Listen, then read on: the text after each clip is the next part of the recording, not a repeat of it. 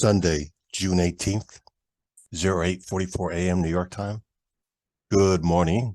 Happy Father's Day. We have a holiday tomorrow in the United States, so the stock market will be closed.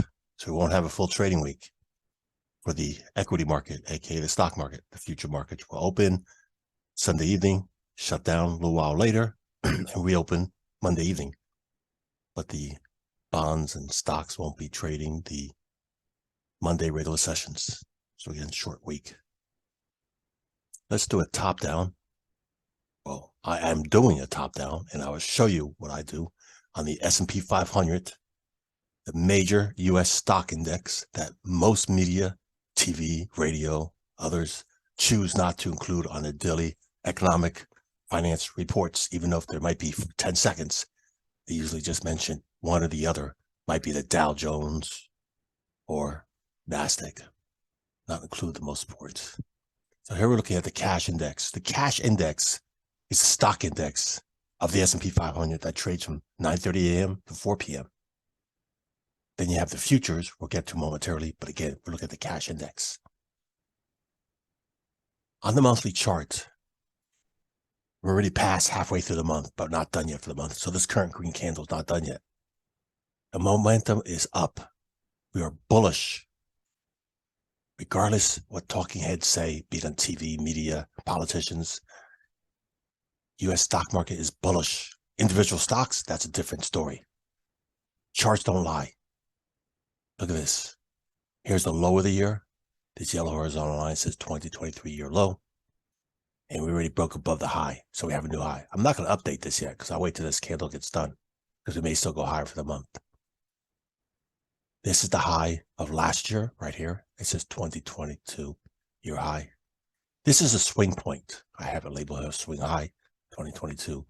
So that's where there was a lot of sellers. And when we come up into that, that's a potential trade idea.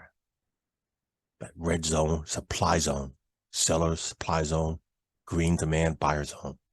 Yep.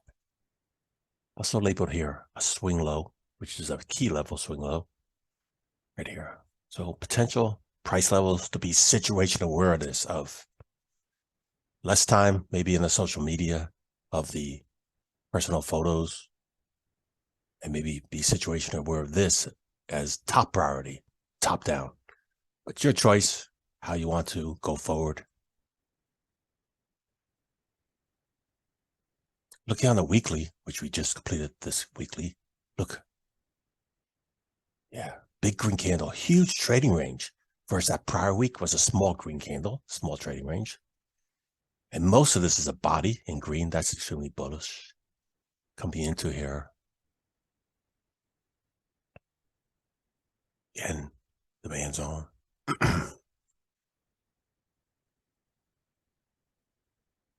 Onto the daily. We're testing a midpoint. Let me zoom out more so you possibly see it. We'll put it back for, say, 3 years. It shouldn't be that long. There we go. So last year, that big candle, zoom out some more, right here, was a big bearish candle. So I drew midpoint, the middle of the candle, that gray horizontal line, looking for a potential retest. Remember, that was a key situation event that occurred. Yeah, impulse moving. So now, going forward, we're coming into that level. Go zoom in more. And Friday, we tested it. Did not close above it, but we had a big sell-off. Big sell-off meaning that, look at that huge red body.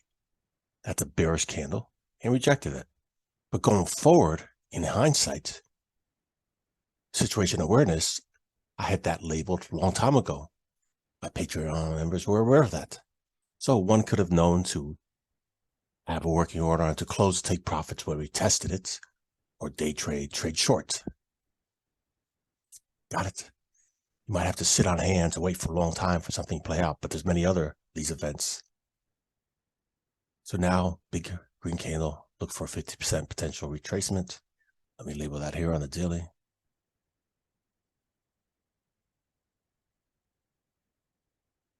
Since we're situation aware of these price levels, we don't know when it's going to occur.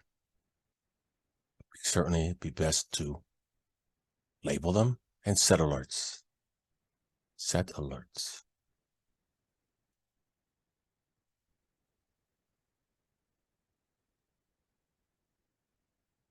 Price alerts. Down here, this gray horizontal area is a gap. Yep, let's zoom in some more. So on that day when it closed, the next trading day gapped up. There was no prices in between here on the cash market. Okay, that gap has not been filled yet neither. It's a very important area. So I have it labeled. Some point in the future, it may get filled. A lot to be aware of. And these down levels, all the way down here, these are panic areas.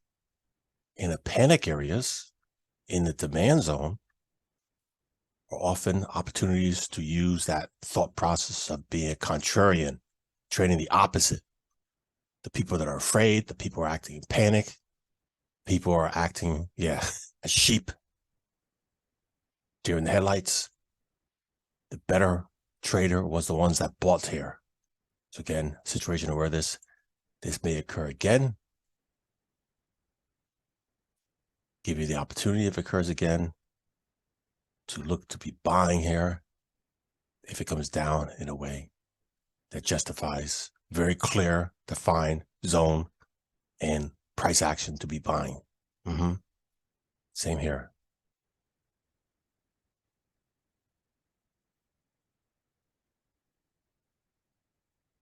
House maintenance. I'll take care of this later. Okay. Now we'll go into the futures market, S&P 500 futures market. One of the differences are the trading hours. Future markets have longer hours they trade. They open at what? Sunday night, New York time, 6 p.m. Yep. And they only close 1 hour a day, each day up till Friday, when they close Friday at 5 p.m. So again, this Sunday night, these were open. Same thing, monthly candle, look at that. Weekly candle. And this was a swing high. We broke above it. This is a key level to be situation awareness of. This, when it was a swing high, when it trended down, it became a supply zone of sellers. So when we came into it, this trend to the upside was coming into what? It was coming into a supply zone of sellers. We broke above it, closed above it. So now, situation awareness of if and when it comes back down to test this price level again, that might be a potential buying area. And then you look for that reverse that closes above it. Yep, that's on the weekly, but again, you take it down to the faster time frame. The drawings are on the weekly, but more the wiser, you take it down to the daily time frame when it tests this, and then you look for that potential entry. As well, these things I have labeled down here. Okay, now we're looking at the daily, same thing, just like the S&P 500 cash, red. We got bearish pin bar. So a potential retracement. Do a Fibonacci. The start of the trend, which is the bottom for here, and the top of the trend. Again, the trend started down here, trend on up here, and look for potential retracement. This Fibonacci is no longer valid. If we break above the high of this, break below the low of this, how to remove it? What I'm looking for is potential retracements to a Fibonacci level, the green horizontal line, 0.382, as well as the blue horizontal line, 0.618. 50% is not a Fibonacci level, but again, situation awareness, I do want to know if it comes to the middle of here. 0.382, if it only comes to that, and then reverses to the upside, high probability it breaks above that swing high. If it does a deep retracement to the blue horizontal line, 0.618, that means the probability is when it goes back up to retest, it shouldn't take out that high, but would be a potential reversal going lower. Now we're looking intraday on the futures, the 4-hour candles. Excuse me. This was Friday, that last 4-hour candle, big sell-off, closed below quarters. The red dotted line, horizontal line, 44.75. Dotted lines are the quarters ending in 75 and 25. The solid horizontal lines are 50s and double zeros. Big round numbers. Pay attention. I'm going to go over that, how there was a good trade that occurred. I'll show that on a faster time frame because, again, we'll get the 4-hour. Fastest time frame of that would be below that. So this was Monday. Let me zoom in some more.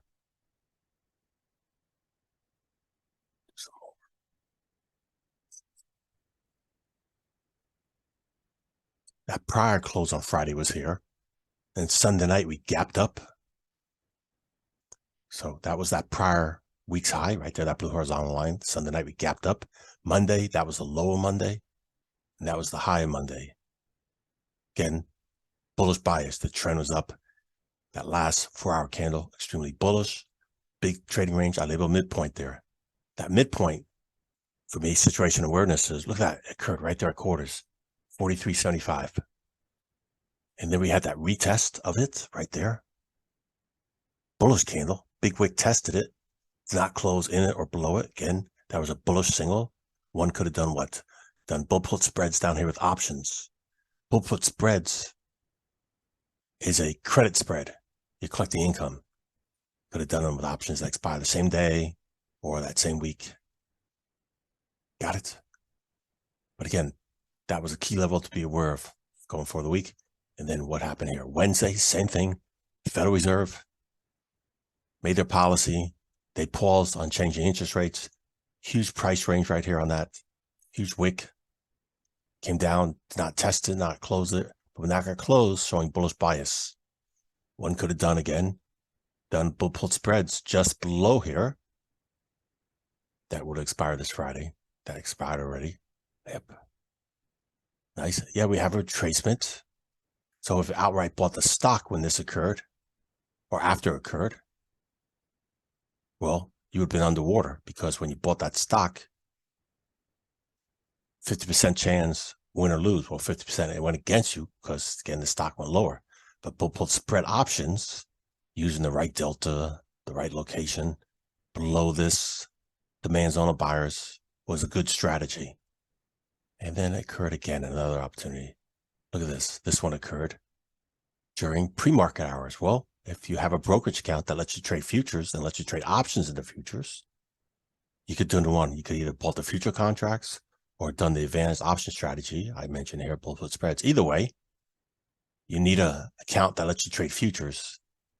Not everybody has those because they choose not to be situational awareness of good brokers and different exchanges.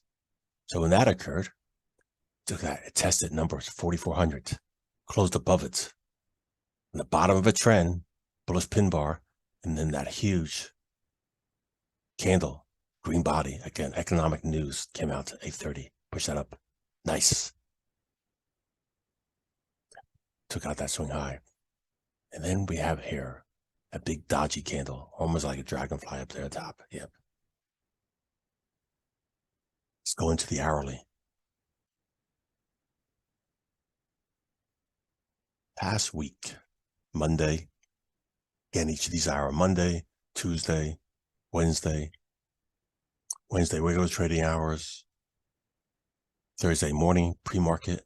Look at that, bullish pin bar. Zoom in some more. You had this Asian session sell-off, London session sell-off. It came down to the big round number, 4,400. Bullish pin bar, nice, close there. Again, one was expecting it to retest here. It did. That 4,400 big round number, lots of tests going around here. Nice. So that candle alone for a day trade, one could have done bull put spreads down here or bought the futures contract. It had a nice momentum to the upside. Again, if you're doing the futures contract, you could have moved the stop up under each low. Nice gains. That's a big paycheck for a lot of people. The amount of money that could be made there. And then we have, look at this, consolidation, tight trading range, Thursday night to Friday morning. Huge pop-up. Again, economic news came out at that time. That was the high of Friday. That was it. Took out that high of Thursday. High of Friday failed to close it, showing bearish bias. One could have done what up here? On top of that numbers, then both bear call spreads or doing the bearish futures. And it came down to big round numbers, 44.50. Prior demand zone. So could have done an iron condor, doing bear call spreads up here, bull put spreads down here with the cash or the futures options, or just done the individual contracts. And we'll take it a little further into today on the 15 minutes on Friday. So this was Thursday overnight during the Asian session. I labeled the low, tight consolidation. Excuse me. Then we have the London session here. Bigger trading range, more activity. Look at that first 15-minute candle. Bullish pin bar, went up, reverse, made a lower low. So it was a lot of volatility during the London session because the opening range, we took out the low and the opening range took out the high. And then when it closed here, coming into close, tight consolidation, sell-off, bullish pin bar again, creating new swing low. New York market currency section, the 8 a.m. Granted, this yellow section is the FOREX session, the New York 8 a.m. to 11, which overlaps the regular New York stock trading hours. Look at that. Let me change this a little bit darker.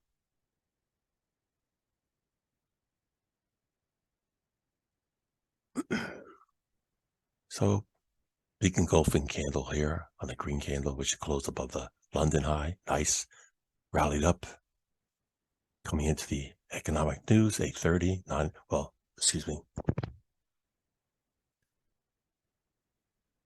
the other economic news is big impulse move up.